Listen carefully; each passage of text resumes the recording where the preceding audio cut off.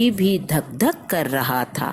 हाँ, पर अब वह डरा हुआ नहीं था, क्योंकि अकबर प्यार से उसे देखते हुए मुस्कुरा रहे थे।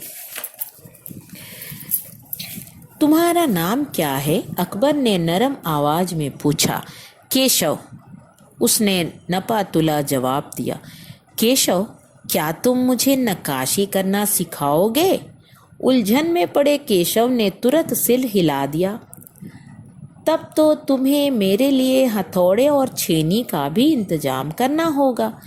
केशव फुर्ती से अपने पिता के पास भागा गया और उनका छेनी हथौड़ा उठाकर उल्टे पांव लौट आया। दोस्ताना अंदाज में अकबर केशव के पास जमीन पर बैठ गए और पास में पड़े पत्थर को खींचते हुए बोले, ठीक है, अब बताओ कि मुझे क्या करना है। केशव ने संदेह भरी नज़रों से अकबर की ओर देखा। हुजूर, क्या आप यह सब करेंगे? क्यों नहीं, मुझे तो विश्वास है कि मैं सीख ही लूँगा। नहीं नहीं, मेरा मतलब ये नहीं था। केशव सक पका गया। दरअसल मैं कहना चाहता था कि आप इतने बड़े बादशाह हैं, ये ठीक नहीं लगता। उसने कुछ अनमने भाव से कहा। अकबर हंसकर बोले, अच्छा, लेकिन पिछले हफ्ते तो मैंने मिट्टी से भरी डलिया ढोने में किसी की मदद की थी। क्या यह काम उससे भी ज़्यादा मुश्किल है? केशव अभी भी असमंजस की स्थिति में था। वह अकबर के पास बैठ गया और उन्हें छेनी पकड़ने का सही तरीका सिखाने लगा। फिर जैसे कि केशव के पिता ने उसे सिखाया था, उसने कोयले के टुकड़े से पत्थर पर लकीरें खींचकर एक आसान सा नमूना बनाया और गंभीरता से कहा, देखिए, सिर्फ इन्हीं लकीरों को बहुत ध्यान से तराशना है। अकबर ने पत्थर पर छेनी रखी और जोर से हथौड़े से वार किया, जिससे कटाव ज़्यादा गहरा हो गया। अरे अरे, नहीं नहीं, केशव ने तुरंत गलती पकड़ी। हथौड़े को आहिस्ता से मारना है, ऐसे उसने करके दिखाया। और हाँ, अपनी आंखें थोड़ी मींच कर रखें, वरना किरचें उड़कर आंखों में चली जाएंगी। अकबर मुस्कुराए। जी हुजूर। जवाब में केशव भी मुस्कुरा उठा। वह लगभग भूल ही गया था कि उसकी बगल में बैठा यह व्यक्ति हिंदुस्तान का बादशाह है। एक अनाड़ी से वयस्क पर अपने काम की धाक जमाने में उसे मज़ा आ रहा था। वह बड़े ध्यान से देख रहा था कि अकबर किस तरह लकीरों को उकेर रहे हैं। बादशाह से जरा सी भी चूक हो जाने पर फौरन उसकी त्योरियां चढ़ जाती। काम करते करते अकबर पूछ बैठते, केशव सही नहीं है क्या? और केशव सिर हिलाकर अपनी असहमति जता देता। अकबर इत्मीनान से बैठ गए और केशव को काम करता हुआ देखने लगे। अपने काम में खोए हुए उन दोनों को इस बात का एहसास नहीं हुआ कि आसपास मौजूद दूसरे संग तराश उन्हें बड़े कौतूहल से देख रहे हैं। अकबर ने गौर किया कि केशव पत्थर पर बने नमूनों को ही नहीं तराश रहा था, बल्कि अपनी तरफ से भी उनमें कुछ जोड़ रहा था, जिससे वे डिज़ाइन ज़्यादा खूबसूरत लग रहे थे।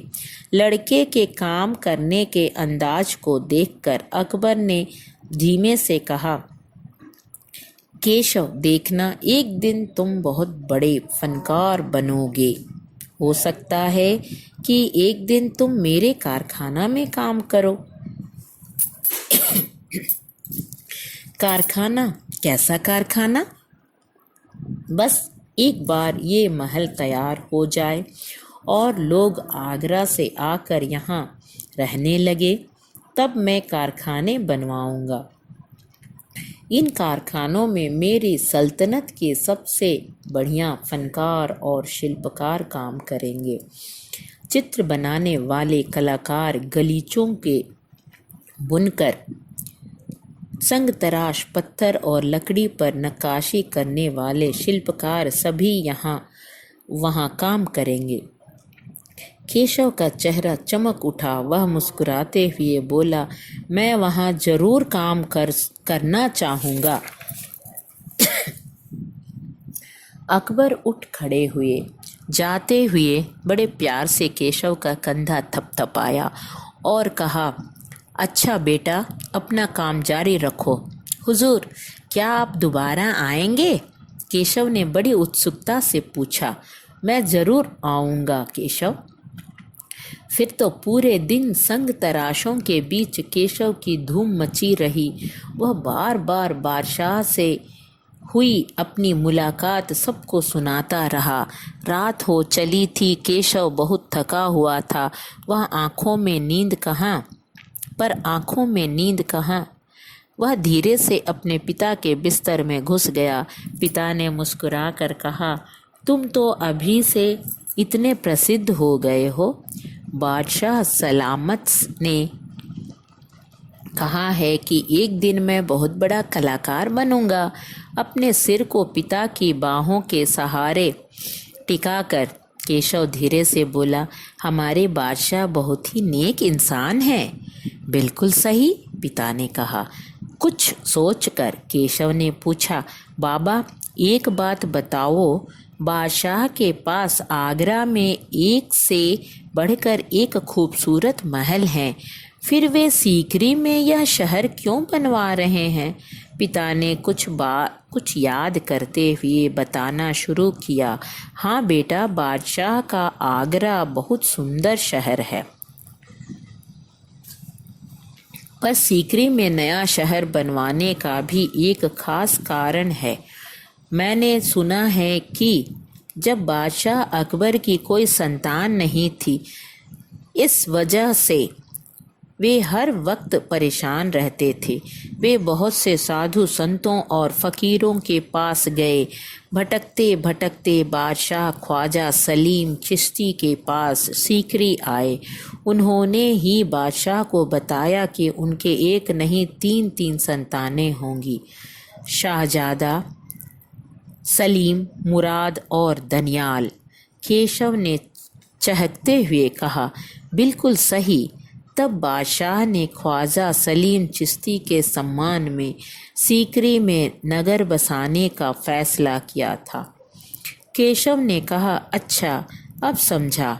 इसीलिए बादशाह अकबर ने अपने बेटे का नाम सलीम रखा।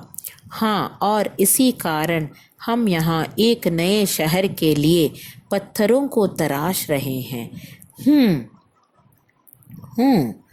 केशव उनींदी आवाज में बोला। पिताजी ने देखा कि उनका बेटा, लाडला बेटा, सो गया।